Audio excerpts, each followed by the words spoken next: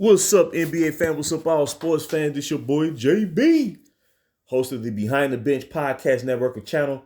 Giving a shout out to the rest of the crew: Shad, Kelvin, Jermaine, KB Film Room, Big Dog Talk Sports. That's right, that's right. For everyone who's tuning in, we thank you for supporting Behind the Bench and subscribing to the channel and help making this show the best that it can be. Man, these NBA playoffs, goodness gracious, man. It's like this, man. I've been waiting for 15. Now, don't get me wrong.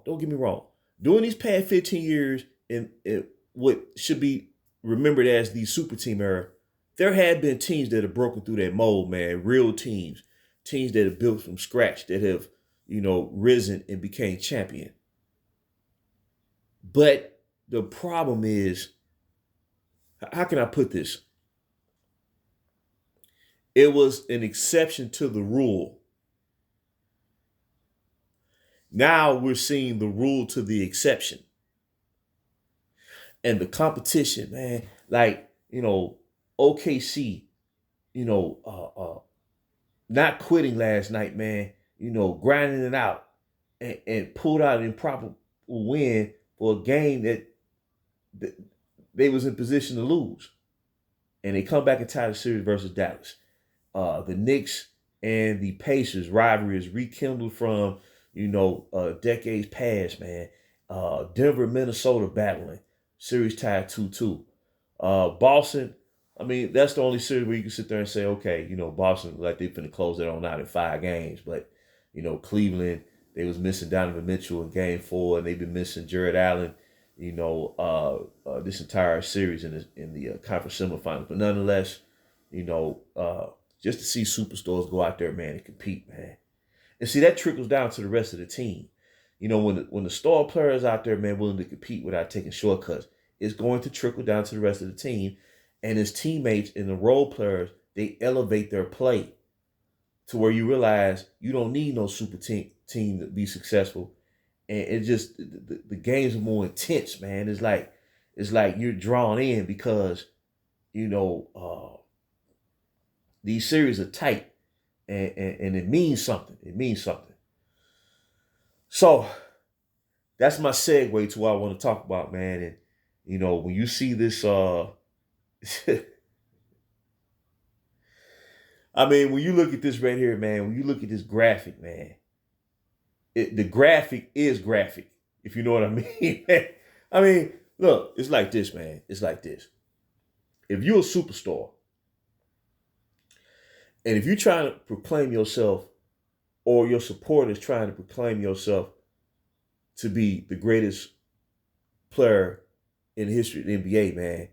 See, when you start trying to proclaim yourself, that means you got to pull back and you got to analyze everything, every aspect. You know what I'm saying? Not 1, not 2, not 3, not 4, not 5, not 6, not 7. I'm talking about everything. Every aspect of one's career, because you're talking about history. You're talking about historical marks that will resonate and they will stand for decades and decades and decades. In some case, it can extend, like a century. Like Babe Ruth. Babe Ruth, played 100 years ago. But his memory lives on, man, because, he had that much of an impact in his sport of baseball, man. And you have to look at everything, man. You have to look at the winning. You have to look at the losing. You have to look at what path that you chose to win. You have to look at all of that. And when I look at this graphic, man, and like I said, the graphic is graphic. When you look at this, man, and you mean to tell me it took all this to win? And see, when people bring up LeBron James these days, it's really nothing clear cut. Either you're going to support his career and his choices, knowing the impact that it has had when it comes to teammates who have played with him, And then when you look at all these trades that have been made, and this is only up until year 2020. This is not current. But by being a Laker fan, I'm showing this graphic from 2020 to show what the Lakers were opening, what the Lakers was going to, the position they were going to place themselves in, where when you bring this player to the fold, you're going to have to make a series. I'm talking about, you're going to have to make a round of trades to where by the time you finish up, there's going to be nothing left to trade. And it's going to be quicker than what you think. It's not going to be, like I said, man, like it's not going to be when all this ends or whenever he stop playing for the team or the team move on from him, however it's going to happen. It's not like you're just going to be able to, pick yourself up, man, and say, okay, man, we good. You know what I'm saying? No, it's not going to happen like that, man. Look, we're talking about this graphic alone, 83 trades. We're not even talking about free agents. We're not even talking about veterans who, signed for the cheap. We ain't talking about that. To try to pursue, a quick title. These are just trades to either bring in star players or high-level role players or, elite level 3-point shooters, or to free up cap space for in order for other superstars to sign with you and join forces. And then you wonder why his fans wonder why, man, there's so much criticism, man. Before this all started, man, people didn't have an issue with LeBron James doing his first run in Cleveland. You know what I'm saying? Like, okay, he may not be your favorite player. He wasn't my favorite player, but I didn't have like an issue with him. You know what I'm saying? But the path that he chartered, man, it's created a lot of problems, man. Because no team should be making these level of trades. And now it's being accelerated to where it's around the clock. This is only like not only a year by year basis, it's almost like a month to month basis, because the conversation is continuous throughout the course of the season. The team he's on, they lose a couple games in a row. Oh man, it's time to upgrade the roster. It's time to make a trade. And there's more talks about trades and all season moves than the actual season itself. But we're talking about, in Miami, 13 trades to create the super team roster. And then his second stint, 43 trades. 43 trades over a 4-year period. And then the Lakers, 27. And like I said, that was a couple. This is up like until 2020. So when you look at it, man, you ask yourself, you have to seriously ask yourself, is this all worth it, man? Because it's not producing the results. Like I said, you make these many trades and you play with this much talent. What I mean by talent, to my franchise players, superstar players, all-star players, marquee players, high-level role players. The whole nine. The whole nine, man. This shouldn't even be possible. This shouldn't even be possible. Chicago Bulls doing the first 3P run. The only major trade that the Bulls made was during the 1989 season. This was 2 years before they won their first championship, when they traded Charles Oakley to the New York Knicks to acquire Bill Cartwright, because they wanted a center who can, match up defensively with the best centers in the East, particularly Patrick Ewing. You know what I'm saying? Not for his offense, but for his defense. You know what I'm saying? But everybody else, man, we know about Scottie Pippen. They acquired his draft rights to bring him on board as a rookie. They drafted Horace Grant outright. They drafted B.J. Armstrong. They drafted Scott Williams. They drafted Stacey Keene. They drafted Will Perdue. They did make a acquisition, I think, free agent wise by bringing on Cliff Levingston. But Cliff Levingston was a reserve player from the Atlanta Hawks. He wasn't no superstar, nothing like that. Man, do you realize from that point on, the only moves that they made were internal, replacing B.J. Armstrong in the starting lineup at the guard spot for John Paxson, and that was after the second championship, and then they brought on Rodney McCray, who was a reserve player, Trent Tucker, and Darrell Walker. They weren't bringing in those star players to replace anybody. You know what I'm saying? But they was winning though. That must have felt real comfortable, man, knowing that you had to make moves around the clock every year. That must have felt real. You know, the GM there, Krause, he must have felt real comfortable. That's probably why he probably got so antsy to where Jordan was leading the team to such a high level of performance that he was like, man, I got to do something just to say I'm doing my job. Well, these GMs, they have to be on the phone around the clock. And all the players that have rotated in and out of there, man, it's crazy. And like I said, man, his fans got to understand that this is how he went to 8 straight finals. Playing in the Eastern Conference where he is literally extrapolating or appropriating players, top level players, not just from other teams, but from other teams in the same conference. The top players that they position. So what do you think gonna happen? He's gonna run the table.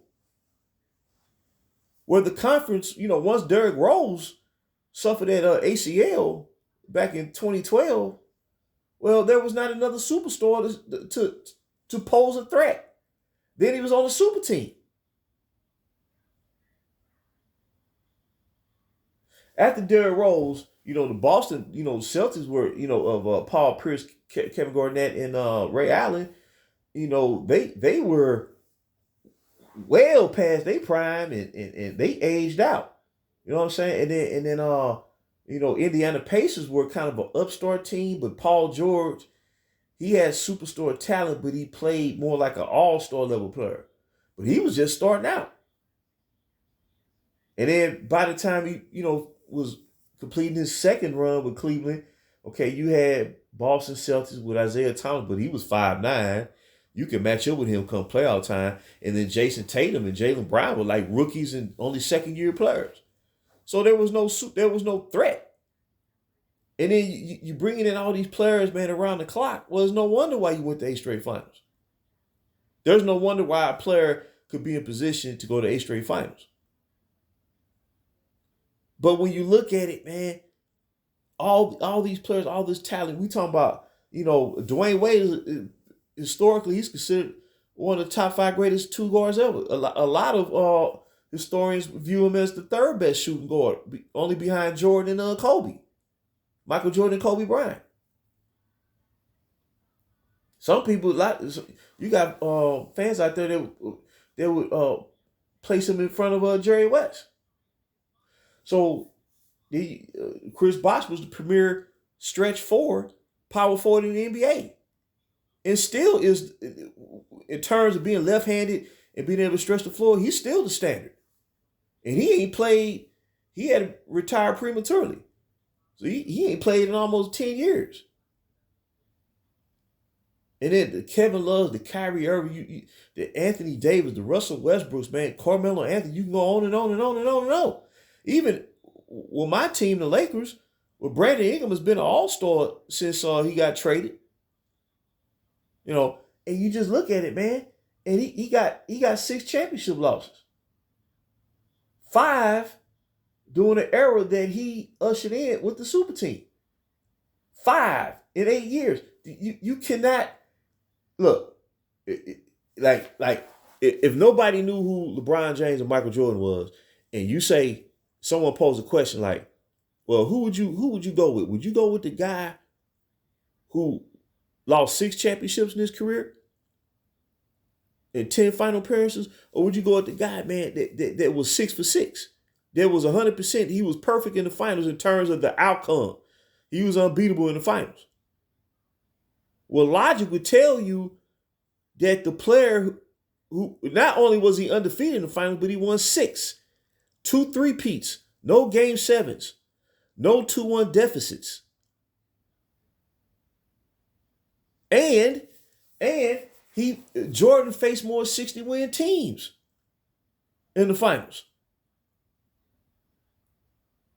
So when you look at it, man, when you look at this graphic, which I say is graphic in nature, when you look at this, man, there's no way that you can have a serious take and conclude that a player with 6 championship losses, with this much help, playing with this much talent, it has a losing percentage in championship play. There's no way he can be considered the greatest basketball player ever. I would say it about anybody. If Michael Jordan had 6 championship losses, I couldn't sit here and say he should be viewed as the greatest player ever. It don't matter. It's not about trying to favor a person. And I am a fan of Los Angeles Lakers. I'm not a fan of Chicago Bulls. Although at the period of time you come to respect what they achieved.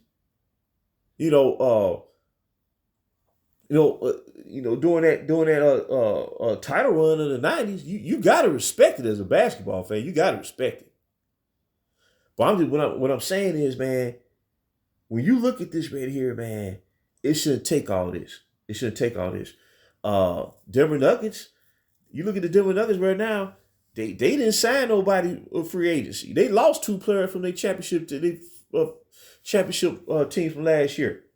But they drafted 2 young players. They keep drafting players, and they just go out there, man, and they win. And they represent as defending champions. So that lets you know you don't need all this. You don't need to make all these trades every year,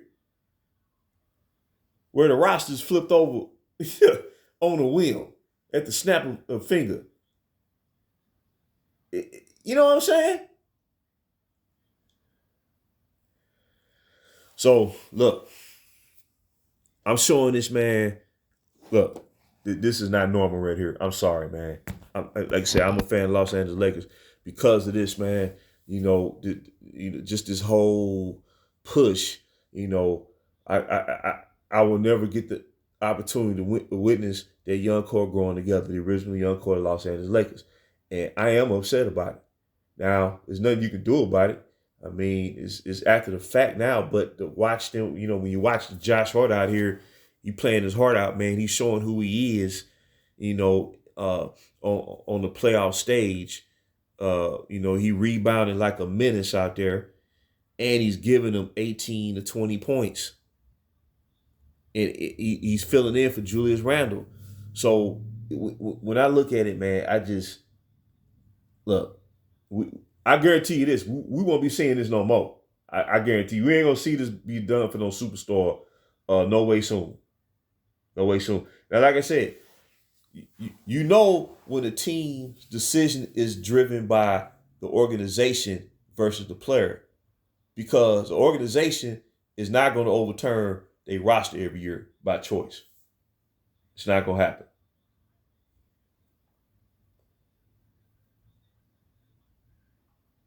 It's not going to happen. So, like I said, at the end of the day, man, I just want to drop this real quick. Like I said, man, I know his fans, man. I get it, man. But at the end of the day, realistically, man, there's no debate. There's no debate. There's no debate, man. You can't do it, man. You can't do it. A man whose record in championship play, not just on the pro level, but the collegiate level. And I'm talking about when college players were still representing Team USA. Michael Jordan was the leader and the best player on the last collegiate basketball team or Team USA that consisted of college players that won the gold medal. And Michael Jordan led that effort, man, back in 1984 in the Los Angeles Games, or the Olympic Games in Los Angeles, I should say. And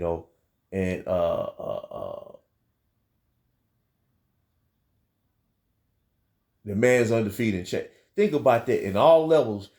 of basketball where he competed for a championship, he never lost. Think about that.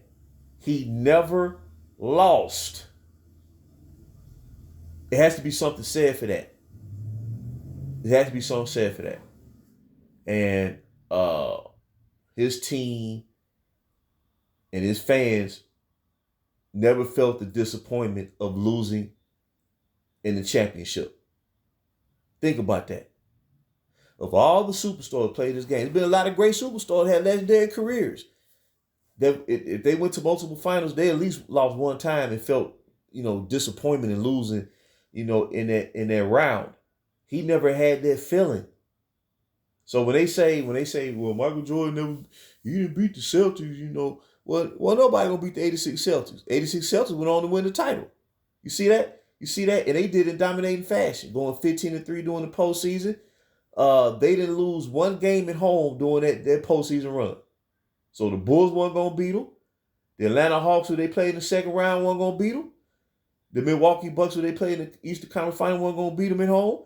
And that goes for the Houston Rockets, the Twin Towers. Ralph Sampson, Keem Olajuwon, the late Robert Reed, Allen Neville. Wasn't nobody gonna beat that team. But they knew when he broke through and won that first championship, the whole basketball world knew he was not gonna be beaten no more. That was all she wrote. He had to retire to give other superstars a chance to win.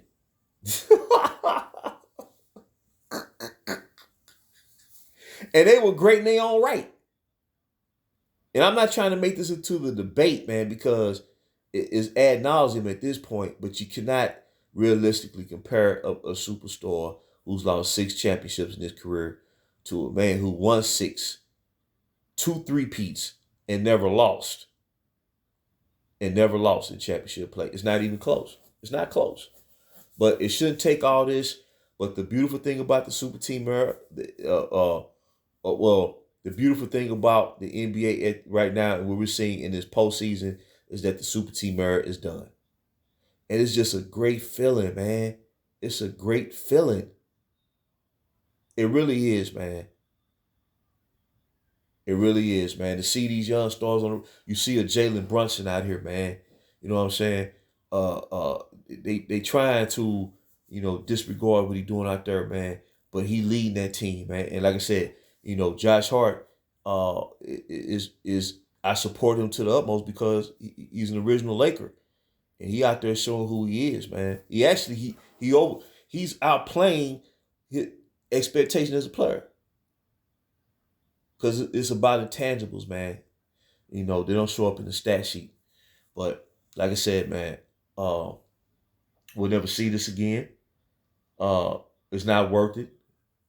We won't see organizations fork over the road and mortgage off everything to pursue winning because it's not guaranteed that you're going to win even when you do it.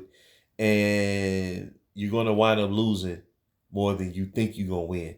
And if you do win, it's going to be at the cost of what you should have long term. See, it's a lose-lose proposition. Instead of just going out there and believing in your squad and let the chips fall where they may. But I just wanted to drop that real quick. This is stunning to me, but we'll never see this again. Never. But until next time, this is JB for BTB Behind the Bitch.